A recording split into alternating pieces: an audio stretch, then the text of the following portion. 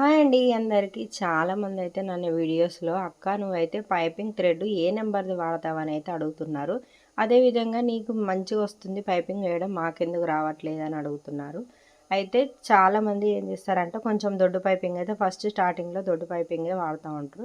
కానీ నార్మల్గా మీకు మంచిగా నీట్గా ఫినిషింగ్ తోటి రావాలంటే 12 నెంబర్ థ్రెడ్ అయితే ఉంటుందండి. మీరు షాప్లో అడిగినా కూడా వాళ్ళు అదే ఇస్తారు.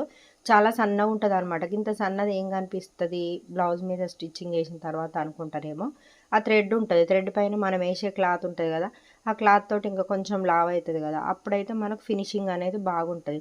ఎప్పుడైనా సరే మనం ఇలా స్టిచ్చింగ్ చేయాలన్నప్పుడు ఒక ఇంచు, ఒకటి పావు ఇంచు అలా మనం అయితే క్లాత్ కట్ చేసుకోవాలి. ఒక పావు ఇంచు అనేది ఫోల్డ్ చేసి ఒక సైడ్ కుట్టు వేసిన తర్వాత ఈ క్లాత్ అనేది పైపింగ్ క్లాత్ అనేది మనం ఫస్ట్ దానికైతే క్లాత్కి జాయింట్ చేసేయాలి. చేసిన తర్వాత పైపింగ్ అందులో పెట్టేసి లోపల సైడ్ అనేది ఫోల్డింగ్ చేయాలి. అంటే కుట్టు అనేది పైపింగ్ క్లాత్ మొత్తం బయటకే ఉండాలి. ఓన్లీ ఎక్స్ట్రా క్లాత్ అనేది లోపల సైడ్ ఉంటుంది. అలా కుట్టు వేసినట్టయితే మనకు పైపింగ్ అనేది చాలా నీట్గా వస్తుంది అనమాట. ఇది ఒక్కటి మీరు పాటిస్తే చాలండి. కాకపోతే చిన్న మిషన్ మీద ఇంత ఈజీగా రావడం కష్టమే, ఎందుకంటే నేను కూడా ట్రై చేసిన.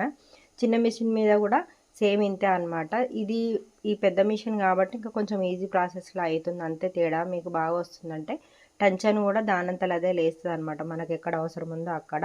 మీరైతే 12 నెంబర్ కనుక వాడి స్టిచ్చింగ్ చేసినట్టయితే పైపింగ్ అనేది సూపర్గా వస్తుంది అనమాట. ఒకసారి ట్రై అయితే చేయండి.